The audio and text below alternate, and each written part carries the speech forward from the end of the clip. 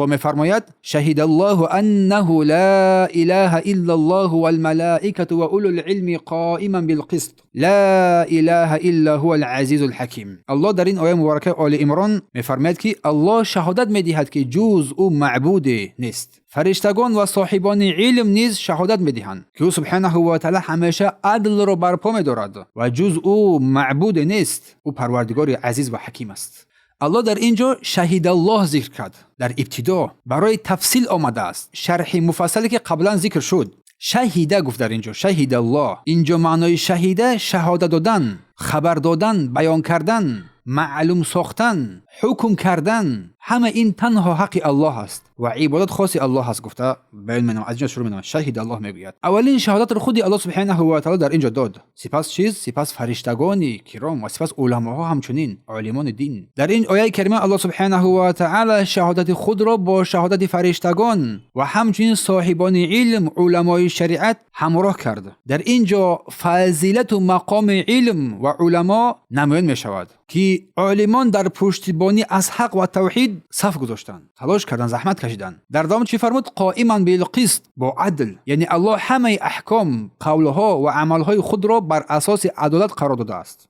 همه این بر اساس عدالت است. حکم او عدل است، قول او عدل است، فعل او سبحانه و تعالی عدل است. هر چیز از او سبحانه و تعالی عدل است. در این بود تاکید نمود لا اله الا هو، گفت نیست معبودی بر حق جز سبحانه و تعالی. و این تکرار برای تاکید است تا انسان اطمینان بیابد که حق عبادت تنها از برای او سبحانه و تعالی است. و در داون چی فرمود؟ و هو العزیز الحکیم. عزیز آن ذاتی که غیر قابل مغلوب شدن است، صاحب عزت است، صاحب شکوه است و کسی به او دست رساندن نمیتواند، چون عزیز است و حکیم است. در حکمش با حکمت است، در سخنش، در تقدیر سازیش، در قضایش بسیار درست است. این آیت مبارکه نشان می‌دهد که کلمه توحید لا اله الا تنها یک سخن گفتن نیست، بلکه حقیقت است که الله سبحانه و تعالی خودش بر آن شهادت داد، سپس فرشتگان، سپس اهل علم. پس این از حقیقت اصل کلمه توحید، کلمه لا اله الا الله که بر اینجا ما رسیدیم، که در اینجا مؤلف رحمه الله تعالی تفصیل میکند این رکن اساسی را که این رکن لا اله الا الله بر دو رکن اساسی قائم شده است، بر نفی و اثبات. پس معنای شهادت شهید الله انه لا اله الا هو، لا اله الا هیچ معبود به حق سزاوار عبادت نیست بجز الله. کلمه لا این نفی است، رد کردن جنسی تمام چیزها.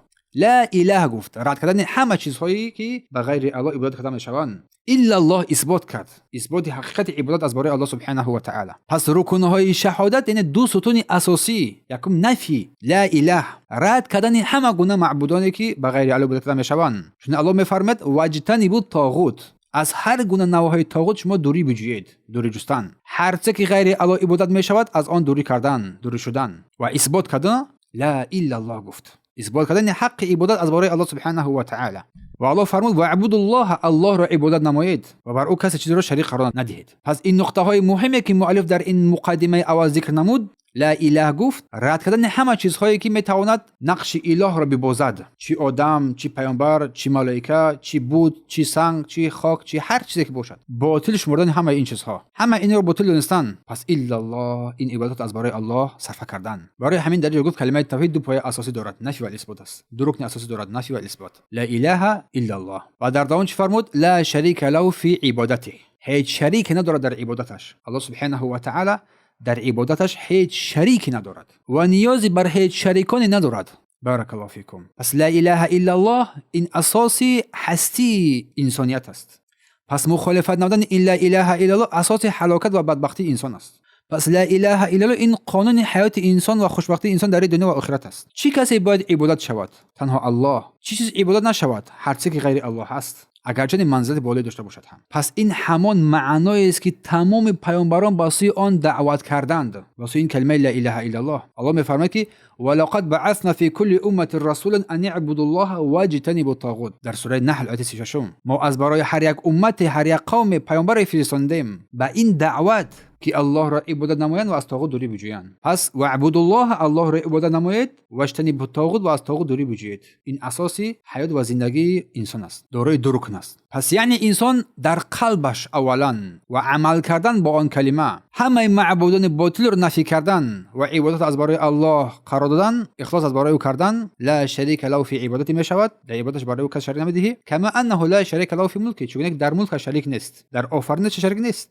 کسی گفتن نمیتونه که آفتاب را کسی آفرید تا حاضر مردم پیدا نشده است، یا کسی گفتن نمیتونه که من شب رو روز میکنم روز و شب نمایان. پس مادام که این رو اقرار نمایی، پس عبادت رو از برای اقرار نما. این چون که الله شریک در ملکش ندارد، همچنین در عبادت هم شریک هم قرار گرفته نمی شود. این قسمت خیلی بسیار مهم است. کلمه توحید لا اله الا الله